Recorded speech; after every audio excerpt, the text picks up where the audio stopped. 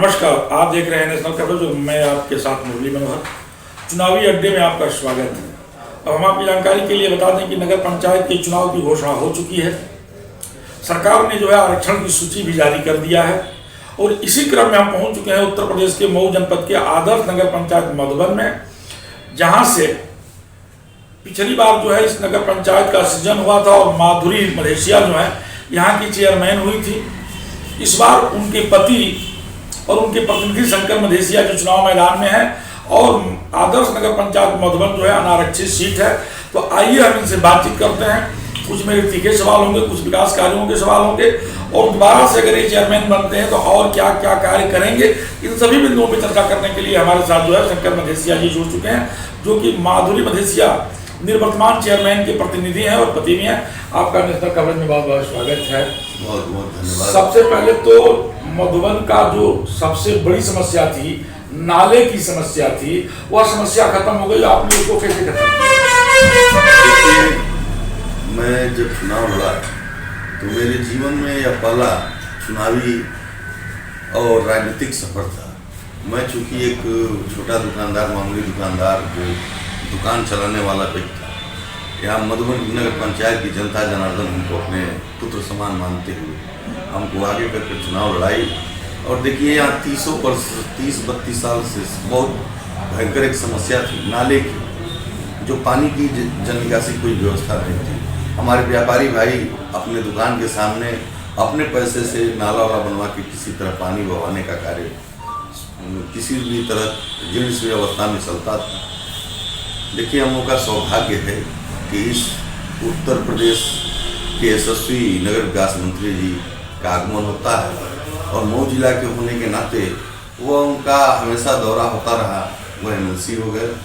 MLC होने के बाद मैं उनसे, यानी आपका संकेत जो है वर्तमान ऊर्जा मंत्री जो है के शर्मा जी की तरफ, माननीय के शर्मा जी। मैं क्या बताऊं, 1999 के बाद यह मऊ जिले का दुर्भाग्य था कि कोई हम लोगों का पालनहार और देखने वाला कोई नहीं था। संयोगवश आदरणीय मोदी जी और आदरणीय यशस्वी हमारे मुख्यमंत्री योगी आदित्यनाथ जी के सानिध्य में यह आए, एमएलसी बने। उसके बाद सौभाग्य मऊ जिले का है कि पहला नगर विकास मंत्री मऊ जिले का बने। और बनने के बाद हमको जब हमसे डीपीआर मांगे तो मैं डीपीआर को दिया। लगातार हमसे जब भी मुलाकात होती थी तो माननीय मंत्री जी से मैं यही कहता था कि नाला की समस्या कब होगी, खत्म होगी। उन्होंने कहा कि अरे भाई वादा करता हूँ, मैं प्रयासरत हूँ, जितना जल्दी हो सकता है धन आवंटन हो जाएगा। कितना धन आवंटन हुआ? देखिए प्रथम ये तो 26.5 करोड़ रुपए का है और माननीय AK शर्मा जी के द्वारा प्रथम किस्त में 4 करोड़ 81 लाख रुपए का धन आवंटन हो चुका है। कार्य भी बहुत जल्दी हमको लगता है मंत्री जी के निर्देश में बहुत जल्दी शुरू भी हो जाएगा। यानी जो मधुबन की सबसे बड़ी समस्या थी वो खत्म होने जा रही है। एक तरह से नाला जो है मधुबन के राजनीति का केंद्र बिंदु भी बन चुका है। जी। आपने उस राजनीति केंद्र बिंदु को भी खत्म करने का, ध्वस्त करने का काम किया। जी देखिए यहाँ पे जितने भी विगत 30 वर्षों में चुनाव हुए तो सभी लोग यही करके गए थे कि वादा भी करके गए थे कि मधुबन का नाला बनवाएंगे, मधुबन का नाला बनाए। 2 बार 3 बार लोग विधायक हुए, कोई सांसद हुआ, सभी लोग वादा। शंकर जी, मधुबन की नई समस्या क्या है और नया चुनावी मुद्दा क्या हो सकता है? नाला तो आपने खत्म किया। देखिए यहाँ पे अब कोई बहुत विशेष मुद्दा नहीं रह गया।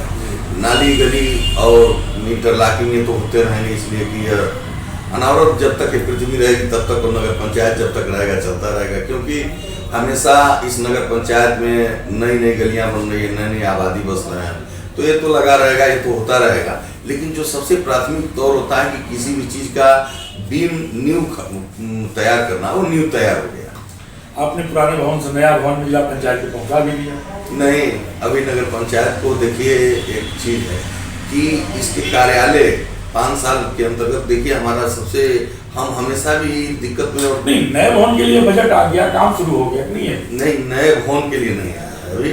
वो देखिए कार्यालय के लिए हम मंत्री से मिलेंगे और दे भी चुके हैं। और मंत्री जी ने तो अपने कार्यकाल में लगभग जो नवसृजित नगर पंचायत है उनके कार्यालय के लिए हर जगह कार्यालय बन रहे हैं। मधुबन में चूंकि हम शुरू से ही लोगों जो हमारे नगरवासियों को दिक्कत इंटरलॉकिंग और नाली की थी उसको मैंने दूर करने का प्रयास किया। और देखिए एक और चीज़ मैं बता दूं, माननीय मंत्री जी के द्वारा हमको लगता है कि बहुत जल्दी ही जो वार्ड नंबर 8 में दूधिया पोखरा है उसका भी निर्माण कार्य शुरू हो जाएगा। चारों तरफ घाट बना के और तिरंगा लगा के बहुत सुसज्जित तरीके से उसकी योजना चल रही है और बहुत जल्दी उसका आपने तो जो है कब्रिस्तान का भी बाउंड्री वाल बनवाया है।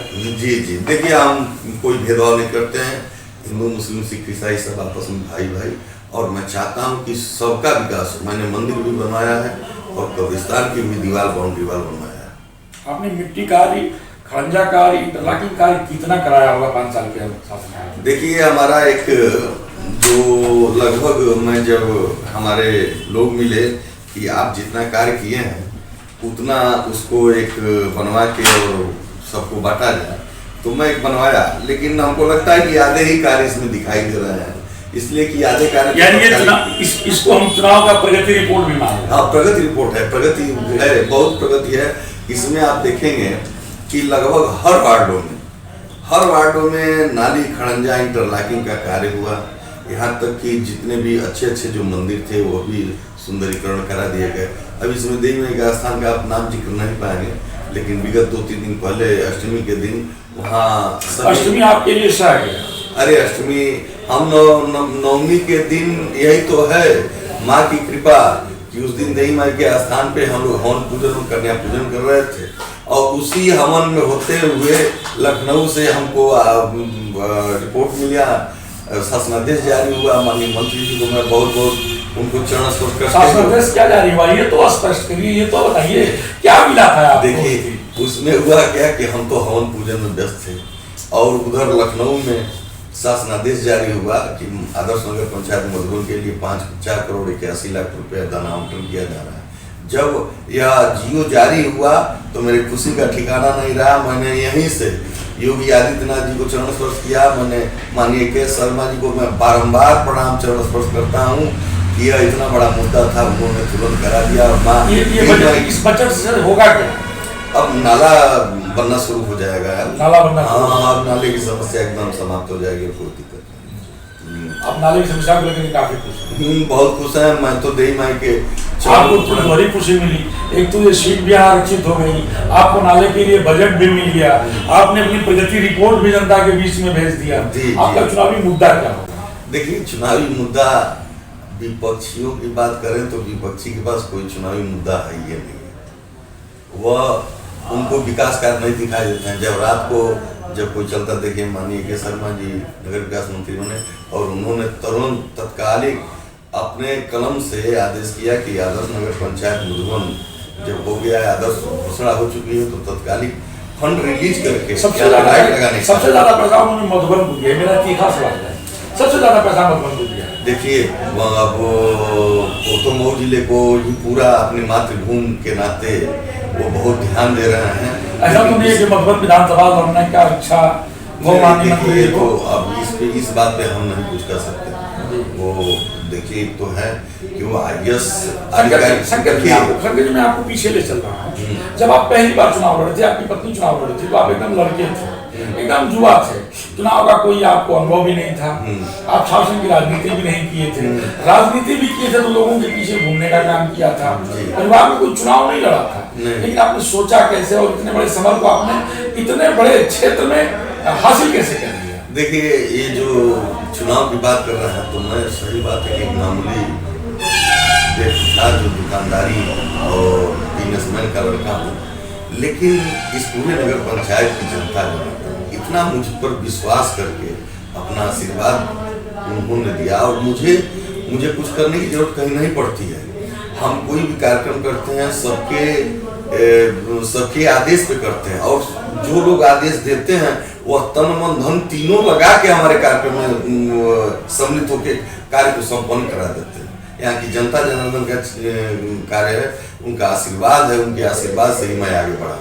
मैं व्यक्तिगत मेरी कोई सोच मधुबन जो है क्रांतिकारियों की धरती है, एक तो सही है, इसीलिए तो मैंने आपने शहीद स्थली के लिए भी बहुत काम किया है। नहीं, चुनाव जीतने के बाद प्रथम कार्य यहाँ के बाकुरों को चरणों में समर्पित मैंने किया कि पहले शहीद स्मारक बनेगा, उसके बाद ही कोई विकास कार्य होगा। नाले से लेकर के शहीद स्मारक और इंटरलॉकिंग से लेकर के मिट्टी कार्य और सारे विकास कार्यों को करने वाले शंकर मधेसिया हम आपकी जानकारी में बता दें कि जब पहला चुनाव लड़े थे उस समय एकदम विद्यार्थी थे, जब छात्र संघ चुनाव लड़ने का समय था उस समय आपने नगर पंचायत का चुनाव लड़ा और अब जाकर के ये जुआ हुए हैं और जुआ अवस्था में जो है आप नगर पंचायत के चुनाव मैदान में आ गए हैं और हैट्रिक मारने के जो है चक्कर में पड़े हुए हैं। मुरली मनोहर के साथ प्रिंसी खास रिपोर्ट, बने रहिए मेरे साथ और देखते रहिए नेशनल कवरेज।